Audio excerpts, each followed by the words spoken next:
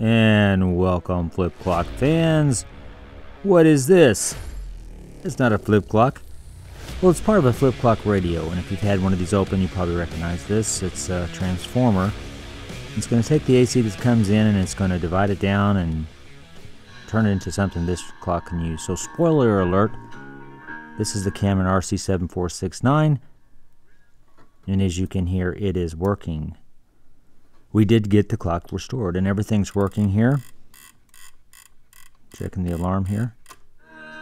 Works for radio and it works for the terrible, terrible buzzer. So there it is. And oh, and the sleep function working perfectly. Now that'll come into play later. I'll show you something about that, which was crazy. This clock really drove me nuts, and it took me couple weeks to get things straightened out on this clock, and you'll see why. And as you can see, the light's working great, working better than before. It's clear because we fixed up the face there where the numbers are. There it is, the Panasonic RC-7469, the Cameron. A very early flip clock radio from Panasonic, but it wasn't getting any power. But this here, if you watched our previous video, I had gone into great detail about how to get this shroud off, and as you see, there's nothing wrong with this shroud, and I really shouldn't have messed with it. But I was trying to help a member, give him an idea of how I might get that off. And I actually did get it off, and I had to repair it after that. And this is just crazy paper. And when I tried to put it back on later, it crumbled. So I'm going to show you later how I come to fix that situation. So I've taken off the circuit board. This is the clock we are restoring. Just some basic screws. It's really straightforward to get this off. And this clock, when I first got it, was getting no power to the main circuit board at all. And the power comes in over here on the right, and you got to be careful. That's straight up AC. You got to be careful with that. The radio motor, the clock motor was working. The clock motor was working fine. The clock light was working fine. So I figured it has to be this transformer that's not sending the power. So I had done a test to see if the transformer was working. So what's this? Parts clock. People often ask me, well, where do you get parts for your clock? Well, you have to buy another clock at some point. There's no warehouse for these things, and I had to buy this at one point. I don't remember what the situation was, but I get tiles off of it and stuff like that. So I'm going to test this transformer to see if it's working. Look at that. That's why I got a New Year's resolution to always cover these with cardboard. Now that probably got banged up before I put it in this box. So what I've got here is I've got to energize this clock, and you see that this here is dangerous. I'm going to plug that into the wall, and this is how I'm going to energize. Now here's how you test to see if it's on. Just kidding. I shouldn't be joking about that. That can kill you. This is AC current. You can get killed from that. Don't mess around. Don't do what I'm doing. But no, if you take your time and you make sure nothing's touching nothing else, you'll be okay here. But if you're not confident, don't do that. So I'm going to energize this clock, and then I'm going to run a test on that transformer to see what values you're supposed to be getting off that transformer. Now, right now I'm making sure nothing's touching anything else so that when I do plug it in, it's safe, relatively. I'm going to stand back when I do that, get the speaker out here. You have got to be kidding me. This thing is actually working. Look at that. It's putting out sound even in that condition. I'm going to have to mute the sound on this video clip. The light's working. Got to mute the sound so I don't get a strike or a copyright strike for playing somebody's music.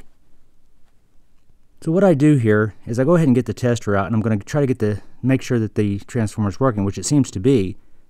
But I'm going to go ahead and double check. Now I do that. You don't see me do that here. I'm not going to do it on camera here. And then just as a double check, I had pulled out the other transformer, and that's the one I had shown you earlier at the beginning of this video. So I pull out the other transformer, I strip the wires just to go ahead and, double check to see what's going on. Because I had tested it and there was nothing coming out of it, I thought. So you see we've got 122 volts coming in. And I checked the potential across the blue and the green, and I'm getting almost 9.5 volts. And I'm like, what?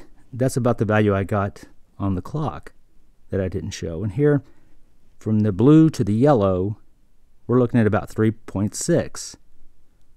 Again, about the same value. And at this point I'm thinking, what have I done? I pulled out this transformer and there was nothing wrong with it. So I think there was corrosion where it came into the clock. So I was ready for it to be the transformer, so I just went with it. So what I had to do was to chase down all the leads and try to see where they went. And they always ended up back at the switch, which is crazy, but all the power comes to the switch. Now this is the parts clock, and you see those two yellow leads are soldered to the same spot. But on the clock I'm restoring, they're not. Now that's just crazy. One of them has to be wrong. And it turns out that the clock that I'm working on was wrong for some reason. I don't know why. So what I had to do is I went ahead and reconnected them, and then I found out that the sleep function worked. So the radio worked at that point, and the lights worked. So what I decided to do was to go ahead and switch the switches. So that means I'm going to go ahead and put the parts clock switch into the clock that I'm restoring, which took a while. I had to transfer all those leads from one clock switch to the other. It was fun. So after messing around with that for quite a while, get everything back together, find out that wasn't the problem. Now here's another side issue. This is the front plate, and I've polished it a little bit. Looks great, right? Except what? Except it's not black anymore. What I had done was I left it in place in the clock, cleaned it with some ammonia, which works, and then I rinsed it. Now normally I rinse it with water, distilled water, so it doesn't leave spots. I didn't have any, so I thought, well, heck, why not alcohol, right? Just use alcohol. It'll dry up, everything will be fine. Except that the black paint they used on the back of this dissolves with alcohol. Now it didn't dissolve this clear. I had to go ahead and pull that out by burring off those tabs, pulling it out, soaking it with more alcohol to get it clean. I had to fix that, of course. So what I used was Testors Semi-Gloss Black. That actually works. At one point there was just a small part wiped off, and I put that Testors on there. It's a perfect match. I hand painted it. Look at that. It looks like a third grader did that, doesn't it? But look at the back side. It's perfect. But with all those curves, you almost got to hand paint it so that you can get that back. You're not going to be able to cut your tape like that. I don't know if I think they hand painted it in the past too, but it turned out great. But I just made work for myself. Actually, I think it looks better than it did originally. And again, since we're taking segues, we'll go back to this shroud. How did I fix that? Well, it just makes you feel like a knucklehead for taking it off in the first place, but really that's going to happen. People are going to have to replace that bulb at some point. And why did they use this paper? I think they used the paper because it was just easier to put that shroud on when they were assembling. So what did I do? Did I make another shroud out of metal? Is that what that is?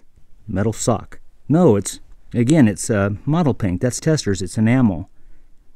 Plain enamel like that can withstand 500 degrees Fahrenheit. It's not a problem here. You can paint that exactly where you want that to go. Now, why didn't they use paint on the bulbs in the past? Well, you can't predict exactly where that bulb's going to screw into, so you'd have to do it in place. Well, they couldn't do that in assembly. Now, of course, you got to take the mechanism out to get that done correctly. But it works great. So that's how we solved that problem. All right, then, so now what are we going to do? Well, what you find out is all the power comes in to this common lead right here on this micro switch. Now you see NC, which means normally closed. Normal condition is when the button's not pushed. Well, typically the button is pushed until you operate the sleep function, that it's not pushed. Now this gets a little bit complicated. So when it is pushed, that means it's not in a normal condition. It means that these two here will not be connected anymore, the middle and the left, but the middle and the right will be because it's pushed. Now that's going to send power over to here. Then that power jumps all the way over here to the switch, and then that's distributed to the board. So maybe it's the switch. So I took the switches out, tested them, but then I took a little closer look, and look at this. Now I haven't done anything to this. I just found this. Look. You see that? That's not right. You can't take tweezers and disconnect a wire that's soldered. It was a problem from the factory. I believe both those problems, the switch problem and this, was a factory problem. So it corroded, and maybe it worked at first, but then it corroded, and this clock probably stopped working a couple years into its existence. This has been a long, strange trip, I can tell you that. It's been kind of interesting, though. I think we learned quite a bit of stuff. Alcohol is not your friend on these clocks, but there's a way to fix almost everything, I think. We've got the light fixed, the back plate fixed. So there it is. I hope this helps somebody. You can let us know what you think in the comments. Thanks for taking the time.